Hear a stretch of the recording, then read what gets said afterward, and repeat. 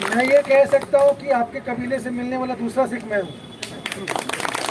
तो मुझे बहुत खुशी हुई, क्योंकि देखो ज्योग्राफी मैंने पढ़ी है, जितना पढ़ाया गया हमें पता है त्रिपुरा नॉर्थ ईस्ट में है, 3 साइड से बांग्लादेश ने उसको घेर रखा है, पर हमें आपकी सिचुएशन का पता ही नहीं था। और मेरी पटेल जी से बातचीत हुई, हम बैठे हुए थे, कुछ डिस्कशन कर रहे थे, तो हमें रियलिटी में पता चला कि आपके साथ तो बहुत बहुत ही गलत हुआ है।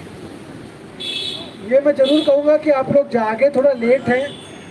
ये काम जो मुहिम अभी शुरू हुई है, ये 1970 में, ये 72 में शुरू हो जानी चाहिए थी, लेकिन आप लोग लेट जागे। पर कोई नहीं, जो जाग गया वो कुछ करके जाएगा, ये मुझे पता है।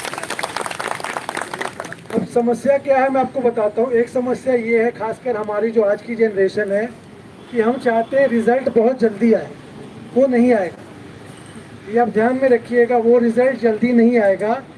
जैसे इस चीज़ को बिगड़ने में 70 साल लगे हैं, हो सकता है हमें 70 ना लगे, 40 या 20 लगे, पर समय जरूर लगेगा। अगर आप ये सोच के बैठे हैं कि आज आपने प्रधानमंत्री जी को या राष्ट्रपति जी को ज्ञापन दे दिया, आपकी आवाज़ पहुंच जाएगी, तो बहुत छोटी सी आवाज़ पहुंचेगी। अभी आपको काम करना पड़ेगा। और अगर आप ये सोच रहे हैं कि अगले इलेक्शन में आपका कोई आदमी मुख्यमंत्री बन जाएगा, जो सही में आपका आदमी हो, वो मुश्किल है। इसके लिए मैं आपसे बोलूँगा कि जैसे मुझे पता चला आप लोगों की प्रॉब्लम के बारे में 2 साल, आपकी जो पीड़ा है, आपकी जो तकलीफ़ है, वो आपकी ज़मीन की है, आपकी भाषा की है, आपकी संस्कृति की है। और सबसे बड़ी प्रॉब्लम है कि आज क्योंकि आपका जो नंबर है, ये जो सारा नंबर गेम चल रहा है वोटिंग राजनीति में और पैसे की राजनीति में, उस नंबर गेम में आप कहीं भी नहीं है। ना आपके पास आज नंबर है, ना आपके पास पैसा है। तो घबराने की ज़रूरत नहीं है, समय लगेगा, आपको उसकी तैयारी करनी पड़ेगी। हम आपसे ये रिक्वेस्ट करते हैं कि अपने घर से, अपने मोहल्ले से, अपने गांव पे काम करो। पहले वहाँ अपने को यूनाइट करो। आप लोग अगर कोई राजा जी के साथ चला जाएगा, कोई भाजपा के साथ चला जाएगा, कोई सीपीएम के साथ चला जाएगा, कोई त्रिपुरा के साथ चला जाएगा, तो आप ऐसे ही रहोगे और आने वाले टाइम में आप ख़त्म हो जाओगे। तो जब तक आपकी खुद की एक शक्ति नहीं बनती है, तब तक अपने गांव पे काम करो।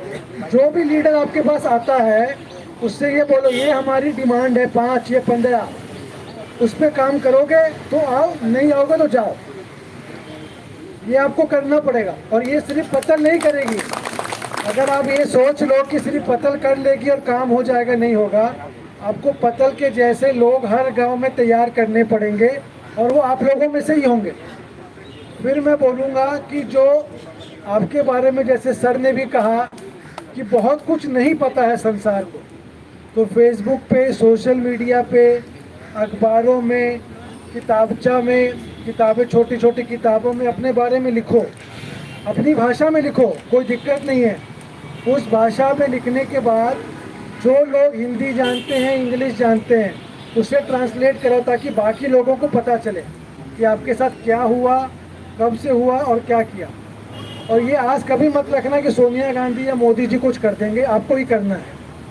और अगर आप कुछ करोगे तो अब आप अपने बच्चों के लिए कुछ छोड़ जाओगे, नहीं तो वो भी ख़त्म हो जाएंगे। क्योंकि आज जो दौड़ चल रही है पैसे की और भागम भाग की, ये इस दौड़ में लोग ख़त्म हो रहे हैं, संस्कृति ख़त्म हो रही है, भाषा ख़त्म हो रही है। और ऐसा नहीं है कि ये दौड़ चलेगी, दौड़ ख़त्म हो जाएगी। धीरे धीरे लोगों ने वापस आना शुरू किया, जैसे आपने शुरू किया। तो मैं आपसे यही बोलूँगा, कुछ बातचीत चल रही थी कि आप लोग राजा जी के साथ चले जाओ या एक छोटा सा कस्बा लेके सरेंडर कर दो। सरेंडर करने की ज़रूरत नहीं है। जब तक एक लास्ट आदमी भी जिंदा रहेगा, आवाज़ उठाने वाला, आपका काम चलता रहेगा। एक अच्छी कहावत है जिस पे कहा गया है कि आपको जो तैयारी करनी है उसके लिए करनी है जो बच्चा आपका भी पैदा भी नहीं हुआ है। तो ये सोच के तैयारी करो कि आप उसको क्या दे के जाओगे। पंजाब से और दिल्ली से मैं ये कहना चाहूँगा कि आप सिख भाईचारे का जो हमारा सहयोग है वो रहेगा। अभी जो भी व्यवस्था सिख भाईचारे ने की, जैसे आप लोग गुरुद्वारे में ठहरे और सब कुछ, अगर कोई उस पर गलती हो गई या अगर मान लो कुछ चीज़ हम नहीं कर पाए, तो हम उसके लिए माफ़ी चाहते हैं। ठीक है, हम कोशिश करेंगे कि अच्छे तरीके से आपके लिए कर सकें। जो गुरुद्वारे में लंगर का सिस्टम है, आपने देखा होगा, उस पर बहुत क्लियर है कि कोई भी जाति का हो, कितने पैसे वाला हो, सब एक साथ एक लाइन में छटते हैं और सबको एक चीज़ मिलती है। ऐसा कभी नहीं हुआ कि किसी को खीर मिल रही है तो आपको नहीं मिलेगी। हमारे लिए सब जो बराबर हैं और हमारे दरवाजे हर समुदाय के लिए खुले हैं। तो आप कभी भी आओ, आपको हम तहे दिल से आपको इनवाइट करते हैं, आप आओ। मेरी जो कुछ रिक्वेस्ट है जो मैंने आपसे देखा है कि जो आपका दर्द और आपका जो पीड़ा है ना, वो मैंने आपकी लीडर की आंखों में देखा है और एक दो बार वो हमारे साथ बात करते करते रोने भी लगी। तो मैं ये कहना चाहूँगा कि उस पीड़ा को समझिए, उस पीड़ा में हम आपके साथ हैं, पर आपको काम करना पड़ेगा। आपकी यंग जनरेशन को काम करना पड़ेगा, लिखना पड़ेगा, अपनी बात पहुंचानी पड़ेगी। जो बात सर ने कही, मैं उसमें आपको कुछ टिप्स देने के लिए बात कर रहा हूँ। जैसे आपके लिए एनआरसी आपको चाहिए, ऐसे बहुत से राज्य होंगे जो बोलेंगे एनआरसी नहीं चाहिए, वो उनका मुद्दा है, लेकिन आपका एनआरसी चाहिए, आपको सीए नहीं चाहिए, जितना मुझे बताया गया। तो आप जब कोऑर्डिनेट करोगे तो आप बोलोगे भाई हमारा ये प्रॉब्लम है, तो हमारा ये डिमांड है। आपका जो प्रॉब्लम है, आपकी डिमांड में हम आपके साथ हैं, हमारी डिमांड में आप हमारे साथ हैं। तो आपको मणिपुर वालों से, नागालैंड से, असम से, मेघालय से एक तालमेल बिठाना पड़ेगा। तालमेल बिठाओ अच्छे लोगों से, अच्छे लोग हैं जो काम कर रहे हैं, कुछ मैडम को पता है, और भी लोग हैं, जब काफिला चलता है तो वो साथ में आ जाते हैं। तो इसलिए मैं आपसे बोलूँगा कि आप काम करो, अपने लिए काम करो। जो फिजूल के खर्चे हैं वो बंद कर दो अपने घरों में, अगर हैं तो वो पैसा जोड़ो जो आपके बच्चे की पढ़ाई के लिए आगे काम आएगा, आपके मूवमेंट के लिए काम आएगा।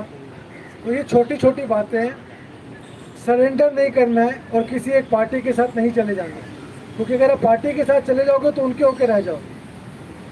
अब मैं आपसे ही पूछता हूँ, जो आपके राजा जी हैं जिन्होंने नई पार्टी बनाई, पहले वो कांग्रेस में ही थे ना, उन्होंने क्या कर लिया आपके लिए?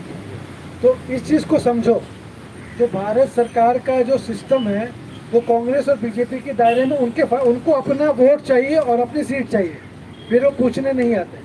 आपको अपना जन आधार जो है वो अपना बढ़ाना पड़ेगा और इकट्ठा रहना पड़ेगा, ये बहुत ज़रूरी है। इस बात को आप समझिए। तमिल वाले आए हुए हैं, उनका सपोर्ट आपके साथ है, पंजाब का सपोर्ट आपके साथ है, नागालैंड वालों ने भी अपना सपोर्ट आपको भेजा है। मेरा यहाँ आने का मकसद क्या था, मैं आपको ये बताना चाहूँगा कि मुझे आपके को मिलना था, आपको समझना था, आपको जानना था। क्योंकि जब हम यहाँ से देखते हैं ना, दिल्ली से बैठ के, पंजाब से बैठ के, तो हमें सब आप एक दिखते हो। और जो सिचुएशन है, नागा में अलग अलग कबीले हैं, आप में अलग अलग कबीले होंगे, ठीक है। तो जैसे आपका जो कबीला है वो काम कर रहा है, उसको काम करना चाहिए। आपको बाकी कबीलों को भी जोड़ना होगा। ज़रूरी नहीं है आपकी हर बात से वो सहमत हो, लेकिन कुछ 5 बातें, 10 बातें जो आपकी जल जंगल ज़मीन से रिलेटेड है, त्रिपुरा से रिलेटेड है, उसके लिए आपको जोड़ना पड़ेगा, बड़े विज़न के लिए। मैं आपसे अंत में यही कहूँगा कि हम आपके साथ हैं। इंटरनेशनल लेवल पे आपकी बात उठाने के लिए भी हम तैयार हैं। अगर आपको वकीलों की सहायता चाहिए सुप्रीम कोर्ट में, हमारे परिचित लोग हैं जो काम करते हैं, वो भी आपके साथ हैं। आपको त्रिपुरा संभालना है, इधर में जो काम होगा वो हम संभालने को तैयार हैं। अंत में मैं कहूँगा कि आपने ये सम्मान दिया है, सम्मान नहीं है, ये निशानी है और ये हमारे घरों में हमेशा रहेगी। जो सिख भाईचारा है और जो त्रिपुरा भाईचारा है, इसकी निशानी हमारी हमेशा रहेगी। हमारे बच्चे या जो हमारी आने वाली जनरेशन है उसको हमेशा याद रखेगी। धन्यवाद।